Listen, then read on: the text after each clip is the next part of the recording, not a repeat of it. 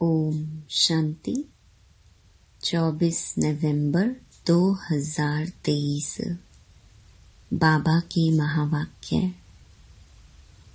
मीठे बच्चे, तुम्हारी सच्ची बात का तीर तब लगेगा जब दिल में सच्चाई सफाई होगी। तुम्हें सत्य बाप का संग मिला है, इसलिए सच्चे बनो।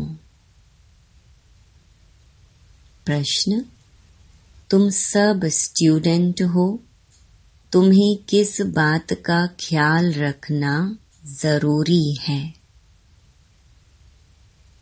उत्तर, कभी भी कोई गलती हो तो सच बोलना है। सच बोलने से ही उन्नति होगी। तुम्हें अपनी सेवा दूसरों से नहीं लेनी है। अगर यहाँ सेवा लेंगे तो वहाँ करनी पड़ेगी। तुम स्टूडेंट अच्छी तरह से पढ़कर दूसरों को पढ़ाओ तो बाप भी खुश होगा। बाप प्यार का सागर है। उनका प्यार ही यह है जो तुम बच्चों को पढ़ाकर ऊंच मर्तबा दिलाते हैं। गीत, किसने ये सब खेल रचाया? ओम शांति। आजकल समाचार आते हैं कि हम गीता जयंती मना रहे हैं। अब गीता को जन्म किसने दिया है, यह है टॉपिक। जयंती कहते हैं तो जरूर जन्म भी हुआ ना। उनको जब कहते हैं श्रीमद् भगवत गीता जयंती तो जरूर उनको जन्म देने वाला भी चाहिए ना। सब कहते हैं श्री कृष्ण भगवानुवाच, तो फिर श्री कृष्ण पहले आता, गीता पीछे हो जाती। अब गीता का रचयिता जरूर चाहिए। अगर श्री कृष्ण को कहते तो पहले श्री कृष्ण पीछे गीता आनी चाहिए। परंतु श्री कृष्ण छोटा बच्चा था, वह गीता सुना ना सके। यह सिद्ध करना होगा कि गीता को जन्म देने वाला कौन।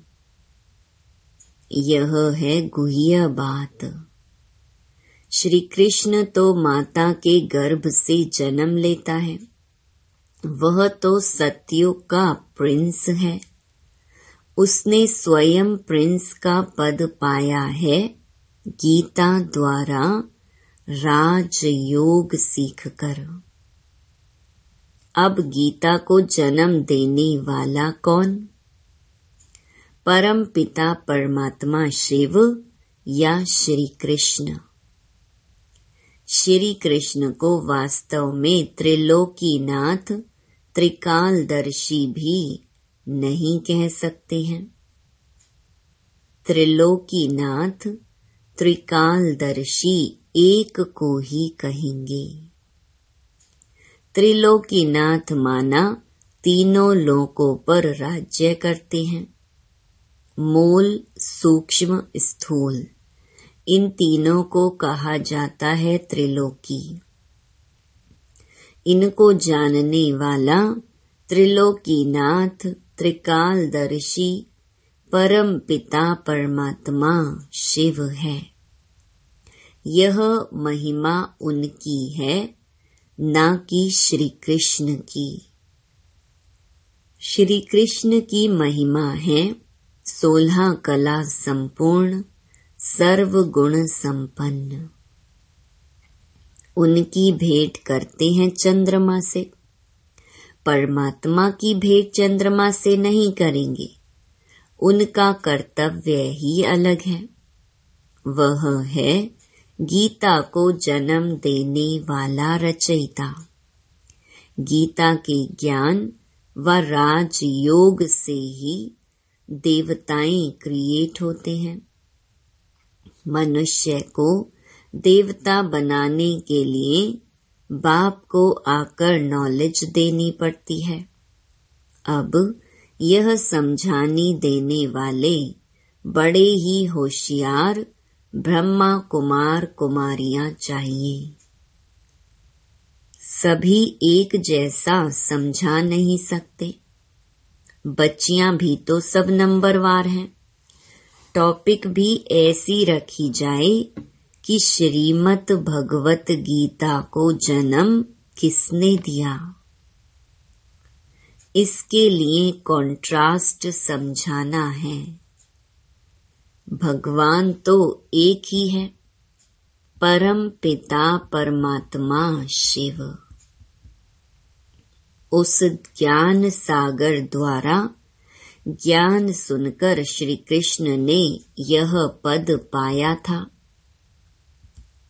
सहज राजयोग से यह पद कैसे पाया, यह समझानी देनी पड़े। ब्रह्मा द्वारा ही पहले बाप ब्राह्मण रचते हैं। सभी वेदों शास्त्रों का सार सुनाते हैं। ब्रह्मा के साथ ब्रह्मा मुख वंशावली भी चाहिए। ब्रह्मा को ही त्रिकालदर्शी पने का ज्ञान मिलता है। त्रिलोकी अर्थात तीनों लोकों का भी ज्ञान मिलता है। तीनों काल आदि मध्य अंत को मिलाकर कहा जाता है और तीनों लोक अर्थात मूल सूक्ष्म स्थूल वतन। यह अक्षर याद करने हैं। बहुत बच्चे भूल जाते हैं। भुलाया है देह अहंकार रूपी माया ने। तो गीता का रचयिता परम पिता परमात्मा शिव है, न कि श्री कृष्ण। परम पिता परमात्मा ही त्रिकालदर्शी तथा त्रिलोकीनाथ हैं। श्री कृष्ण में व लक्ष्मी नारायण में यह नॉलेज है ही नहीं। हाँ, जिन्होंने यह नॉलेज बाप से पाई वह विश्व के मालिक बन गए। जब सद्गति मिल गई फिर यह नॉलेज बुद्धि से गुम हो जाती है। सबका सद्गति दाता वह एक ही है। वह पुनर्जन्म लेने वाला नहीं है। पुनर्जन्म शुरू हुआ सतयुग आदि से। कलयुग अंत तक 84 जन्म लेते हैं। यह समझानी देनी पड़ती है। सब तो 84 जन्म नहीं लेते। किसने यह गीता लिखी उसको त्रिकालदर्शी नहीं कहेंगे। पहले ही लिखा कि श्री कृष्ण भगवानुवाच। यह एकदम रॉन्ग है। रॉन्ग भी होना ही है जरूर। जब सब शास्त्र रॉन्ग हो तब ही बाप आकर राइट सुनाए। बरोबर ब्रह्मा द्वारा वेदों शास्त्रों का सच्चा सार सुनाते हैं, इसलिए उन्हें सत कहा जाता है। अब तुम्हारा है सत के साथ संग, जो तुमको सत बनाते हैं। प्रजापिता ब्रह्मा और उनकी मुख वंशावली यह जगदम्बा सरस्वती। प्रजापिता ब्रह्मा के सभी बच्चे आपस में भाई बहन ठहरे। कहाँ भी मंदिरों में जाकर भाषण करना चाहिए। घूमने फिरने भी वहाँ बहुत आते हैं। एक को समझाया तो सत्संग लग जाएगा। शमशान में भी जाना चाहिए। वहाँ मनुष्यों को वैराग्य होता है, परंतु बाबा कहते मेरे भक्तों को समझाने से वह झट से समझेंगे। तो शिव बाबा के मंदिर लक्ष्मी नारायण के मंदिर में जाना पड़े।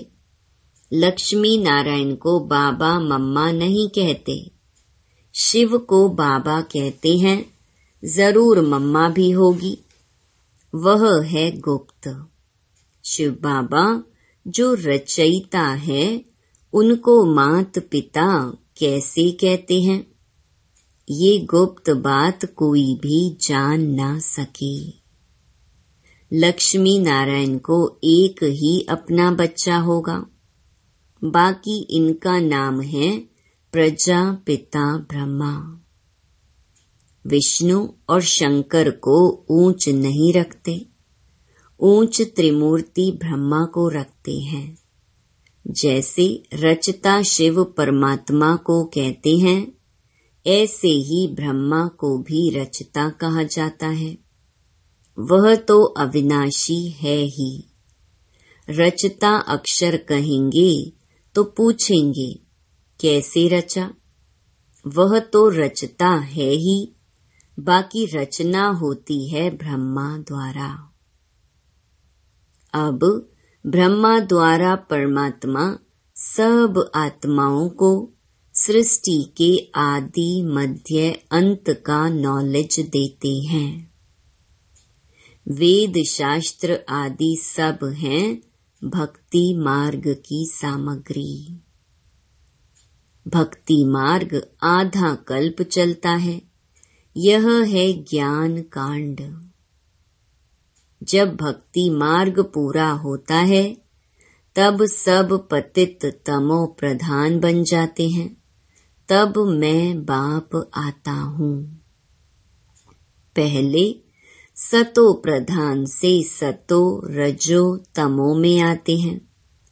ऊपर से जो पवित्र आत्माएं आती हैं, उन्होंने कोई ऐसा कर्म नहीं किया है जो उनको दुख भोगना पड़े।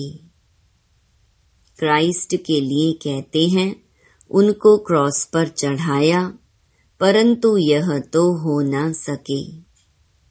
नई आत्मा जो धर्म स्थापन करने अर्थ आती है, उनको दुख मिल नहीं सकता, क्योंकि वह तो कर्मातीत अवस्था वाला मैसेंजर धर्म स्थापन करने आया। लड़ाई में भी जब कोई मैसेंजर भेजते हैं तो वह सफेद झंडी ले आते हैं, जिससे वे लोग समझ जाते कि यह कोई मैसेज ले आया है। उनको कोई तकलीफ नहीं देते हैं। तो मैसेंजर जो आते हैं उनको कोई क्रॉस पर चढ़ा न सके। दुख आत्मा ही भोगती है, आत्मा निर्लेप नहीं है, यह लिखना चाहिए। आत्मा को निर्लेप कहना रॉन्ग है। यह किसने कहा? शिव भगवानो वाच। यह पॉइंट तुमको नोट करनी चाहिए। लिखने के लिए बड़ी ही विशाल बुद्धि चाहिए। समझो, प्रदर्शनी में क्रिश्चियन लोग आते हैं तो उनको भी बता सकते हैं कि क्राइस्ट की सोल को क्रॉस पर नहीं चढ़ाया गया, बाकी जिसमें उसने प्रवेश किया उस आत्मा को दुख हुआ। तो ऐसी बातें सुनकर वंडर खाएंगे। उस पवित्र आत्मा ने आकर धर्म स्थापन किया, गॉड फादर के डायरेक्शन अनुसार। यह भी ड्रामा। ड्रामा को भी कई लोग समझते हैं, परंतु उसके आदि मध्य अंत को नहीं जानते। ऐसी ऐसी बातें सुन वह लोग कुछ समझने की कोशिश करते हैं। कृष्ण को भी कोई गाली दे न सके। बरोबर गालियां अभी ही मिल रही हैं। किसको? शिव बाबा को नहीं, इस साकार को। टीचर तो बाबा है, प्योर सोल, और यह है इम्प्योर, जो प्योर बन रहा है। जो समझ गए हैं वह बित बित नहीं करेंगे, नहीं तो समझेंगे कि यह तो सिखाया हुआ है। फिर वह बात कोई को जचती नहीं, तीर नहीं लगता। सच्चाई सफाई बहुत चाहिए। जो खुद विकारी होगा वह औरों को कहे काम महाशत्रु है तो तीर लग नहीं सकता। जैसे पंडित का मिसाल, राम राम कहने से नदी व सागर पार कर जाएंगे, यह अभी की बात है। शिव बाबा कहते हैं, मुझे याद करने से तुम इस विषय सागर से पार हो जाएंगे। कौन सा सागर? यह पंडित नहीं जानते। वैश्यालय से शिवालय में चले जाएंगे। बड़ी अच्छी रीति से श्रीमत पर चलना है। कहते हैं ना कि बाबा चाहे प्यार करो चाहे ठुकराओ। यहाँ तो सिर्फ समझानी दी जाती है, तो भी कई मुर्दे बन जाते हैं। बच्चों को तो लिखना पढ़ना पड़ता है। बाप प्यार का सागर है, अर्थात पढ़ाकर ऊंच मर्तबा दिलाते हैं। यही प्यार है। बाप जब पढ़ाता है तो पढ़कर औरों को भी पढ़ाना है। बाप को खुश करना है। बाप की सर्विस में तत्पर रहना है। बाप की यही सर्विस है कि अपने तन मन धन से भारत की सच्ची सेवा करो। तुम्हें तो बुलंद आवाज से समझाना चाहिए। सभी नंबरवार हैं, राजधानी में भी नंबरवार होंगे। टीचर समझ जाते हैं कि यह दैवी राजधानी में क्या नंबर लेंगे। सर्विस से समझ सकते हैं कौन कौन मुख्य बनेंगे। खुद भी समझते हैं कि हम बाबा मम्मा जितनी सर्विस नहीं करते, तो दास दासियां बनना पड़ेगा। आगे चलकर तुम सबको सारा ही मालूम पड़ेगा। हम श्रीमत पर ना चले, सब क्लियर हो जाएगा। तुम बच्चे इस समय स्टूडेंट हो, इस समय तुम अपनी दासियां बनाएंगे तो खुद भी दासी बनना पड़ेगा। यहाँ महारानी बनना देह अभिमान है। सच कहना चाहिए कि बाबा यह भूल हुई। अभी संपूर्ण तो सभी बने नहीं हैं। इम्तिहान में जब नापास होते हैं तो शर्माते भी हैं। बाबा का रात्रि में ख्याल चला कि मनुष्य 21 जन्म कहते, गायन भी करते। अभी यह ईश्वरीय जन्म एक अलग है। 8 जन्म सतयुग में, 12 जन्म त्रेता में, 21 जन्म द्वापर में, 42 जन्म कलयुग में। यह तुम्हारा ईश्वरीय जन्म सबसे ऊंच जन्म है जो एडॉप्टेड हैं। तुम ब्राह्मणों का ही यह सौभाग्यशाली जन्म है।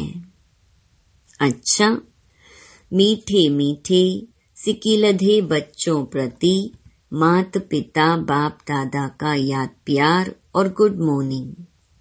रूहानी बाप की रूहानी बच्चों को नमस्ते। धारणा के लिए मुख्य सार। पहला, प्यार के सागर बाप के प्यार का रिटर्न करना है। अच्छी तरह पढ़कर फिर पढ़ाना है। श्रीमत पर चलना है। दूसरा, सच्चाई और सफाई से पहले स्वयं में धारणा कर दूसरों को धारणा करानी है। एक बाप के संग में रहना है।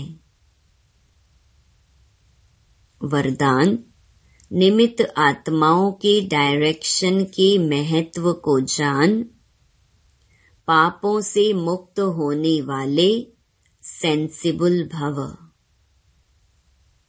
जो सेंसिबल बच्चे हैं वो कभी यह नहीं सोचते कि यह निमित्त आत्माएं जो डायरेक्शन दे रही हैं शायद कोई के कहने से दे रही हैं। निमित्त बनी हुई आत्माओं के प्रति कभी यह व्यर्थ संकल्प नहीं उठाने चाहिए। मानो कोई ऐसा फैसला भी दे देते हैं जो आपको ठीक नहीं लगता है, लेकिन आप उसमें जिम्मेवार नहीं हो। आपका पाप नहीं बनेगा, क्योंकि जिसने इन्हें निमित्त बनाया है वह बाप पाप को भी बदल लेगा। यह गुप्त रहस्य, गुप्त मशीनरी है।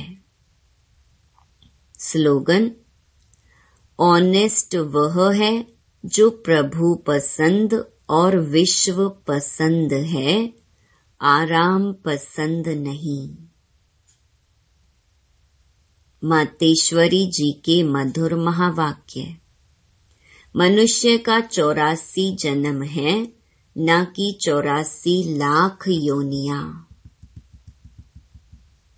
अब यह तो हम कहते हैं कि प्रभु हम बच्चों को उस पार ले चलो। उस पार का मतलब क्या है?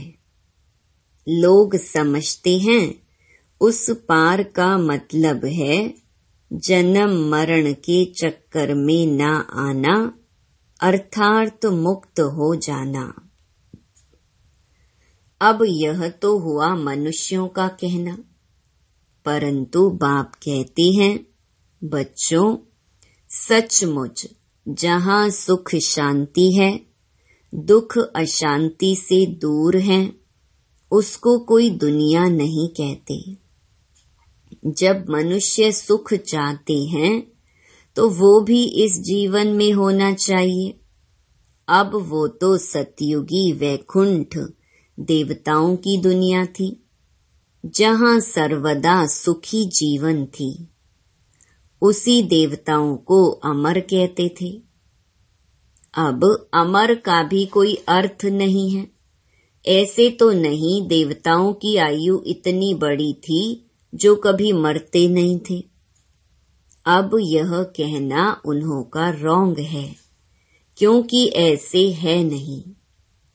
उनकी आयु कोई सतयुग त्रेता तक नहीं चलती है, परंतु देवी देवताओं के जन्म सतयुग त्रेता में बहुत हुए हैं। 21 जन्म तो उन्होंने अच्छा राज्य चलाया है, और फिर 63 जन्म द्वापर से कलयुग के अंत तक टोटल उन्हों के जन्म चढ़ती कला वाले 21 हुए और उतरती कला वाले 63 हुए। टोटल मनुष्य 84 जन्म लेते हैं। बाकी यह जो मनुष्य समझते हैं कि मनुष्य 84 लाख योनियां भोगते हैं, यह कहना भूल है। अगर मनुष्य अपनी योनि में सुख दुख दोनों पार्ट भोग सकते हैं, तो फिर जानवर योनि में भोगने की जरूरत ही क्या है? अब मनुष्यों को यह नॉलेज ही नहीं। मनुष्य तो 84 जन्म लेते हैं, बाकी सृष्टि पर जानवर पशु पंछी आदि टोटल 84 लाख योनियां अवश्य हैं। अनेक किस्म की जैसे पैदाइश है, उसमें भी मनुष्य योनि में ही अपना पाप पुण्य भोग रहे हैं, और जानवर अपनी योनियों में भोग रहे हैं। ना मनुष्य जानवर की योनि लेता और ना जानवर मनुष्य योनि में आता है। मनुष्य को अपनी योनि में जन्म में भोगनी पड़ती है, तो दुख सुख की महसूसता आती है। ऐसे ही जानवर को भी अपनी योनि में सुख दुख भोगना है, मगर उन्होंने यह बुद्धि नहीं कि यह भोगना किस कर्म से हुई है। उन्हों की भोगना को भी मनुष्य फील करता है, क्योंकि मनुष्य है बुद्धिवान। बाकी ऐसे नहीं, मनुष्य कोई 84 लाख योनियां भोगते हैं। जैसे देखो, गुरु नानक साहब ने ऐसे महावाक्य उच्चारण किए हैं, अंत काल में जो पुत्र सिमरे, ऐसी चिंता में जो मरे, सुअर की योनि में वलवल उतरे। परंतु इस कहने का मतलब यह नहीं है कि मनुष्य कोई सुअर की योनि लेता है, परंतु सुअर का मतलब यह है कि मनुष्यों का कार्य भी ऐसा होता है जैसे जानवरों का कार्य होता है। बाकी ऐसे नहीं कि मनुष्य कोई जानवर बनते हैं। अब यह तो मनुष्यों को डराने के लिए शिक्षा देते हैं, तो अपने को इस संगम समय पर अपनी जीवन को पलटाए, पाप आत्मा से